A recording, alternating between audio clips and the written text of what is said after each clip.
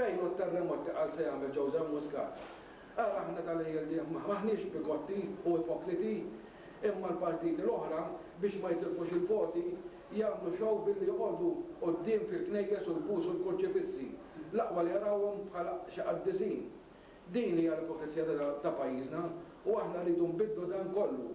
Anzi rridu nġibu lil Malta bħala Amsterdam u Copenhagen, progressivi u mingħajr bigottizmu kif inhu mimli pajjiżna. Għalhekk nappella u l-appell tagħna huwa biex fl-elezzjoni ta' Ġunju 2009 tivvotaw għal minu progressiv ħalli nbidlu l-mentalità tal-moħħ u tal-moħħ u tal-moħħ il-Maltin li għadu jaħseb iżmin il-Medjuevu. Ivvotaw għal-kandidat tal-Alleanza Liberali,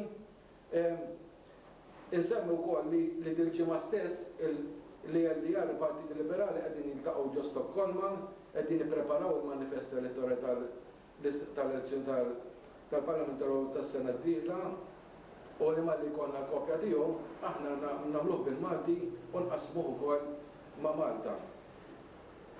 Sadattant l-appell tiegħi huwa kif qed jgħid Obama, Hans, change we need in Malta, we need change in Malta, change we need. So that we need Malta to change and we have a liberal party, a big liberal party for the future that can change the situation because we are still living in the medieval times. Thank you very much.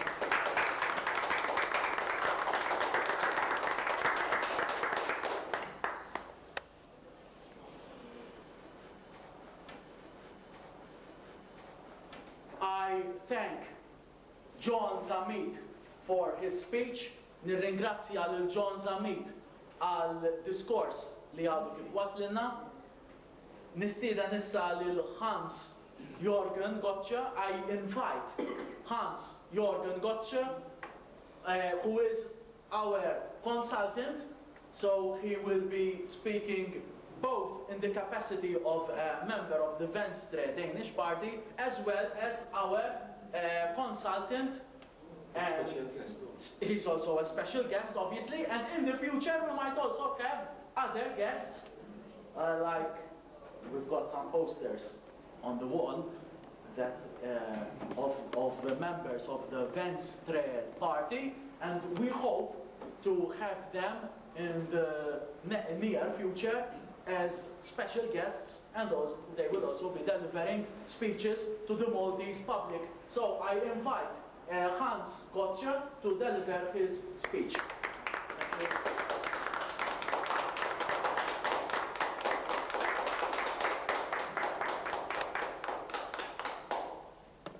It is really a very interesting experience just to listen to two speeches you don't understand a word of, and luckily enough I understand the numbers, and that's all. So you might excuse me if I say exactly the same things as the two first splendid speakers have gone. Who am I and what am I doing here? That's a very good question. I'm 65, retired from the restaurant business, which I was working with for 35 years, and been in politics almost 20 years now. And I am a member of the liberal parties of Denmark, Sweden, Latvia and Malta. So that's very liberal. I just share with the 4 different countries.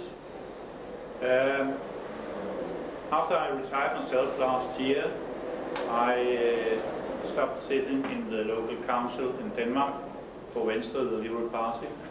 And on the 1st of July, I ended my career in the executive committee of the party in Denmark. And I thought I was going to go down to Malta, relax most of the time, which was a very wrong idea. Because when I arrived here, I saw there was a new and a small liberal party. So I couldn't keep my fingers away, and here I stand as, shall we say, editor, consultant, good friend with the committee here, and I'm trying to get some good advice. My job is not coming from North, and telling the Maltese what politics they have to lead or what they want to do. You do the politics.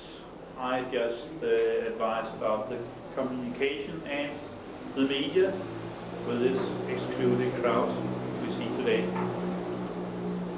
Well, why do Malta need a liberal party? Two-party systems are not good for working democracy. Winner takes it all, like United States and Malta. And I was so lucky that I arrived here for the elections on the 8th of March and saw the two big parties running very fast and celebrating each of them the victory. Whole Sunday was Labour Party celebrating, and the whole Monday was the Nationalists celebrating. And there's something completely wrong if 1,500 votes shall divide over 49% of the population to keep them away from anything, any part of the power. Because in theory, the government can sit down and stop listening to the Labour Party for the next 3.5 years in theory, which they won't do, because there will come another election in 3.5 years, so everybody has to communicate a little. But comparing to my home country, we have 8 different parties in the Danish Parliament, and you're not supposed to have 8 here. 8 is a little bit too much, maybe, and 2 is a little bit too little. But these 8 parties, they do that. We have to have consensus, cooperation, and negotiations. For over 70 years, Denmark hasn't had a majority government. We always have minority governments or majority governments consisting of 2 or 3 or more parties. At the moment, the biggest 2 parties in Denmark are Venstre, my party, the Liberal Party, with 27% of the votes in the elections in November, exactly a year ago. And then there are Social Democrats or Labour, who has about 25%. And then comes conservatives like the Nationalists here.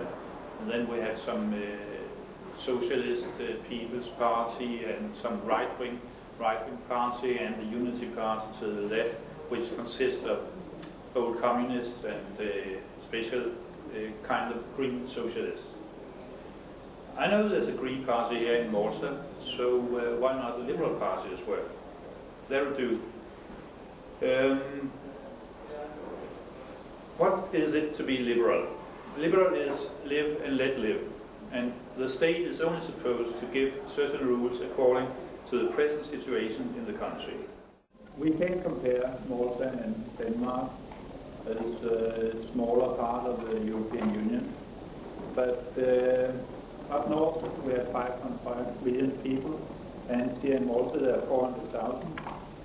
Put on only 316 square kilometers, and that brings Malta's population to the highest density in EU with 1,266 per square kilometer.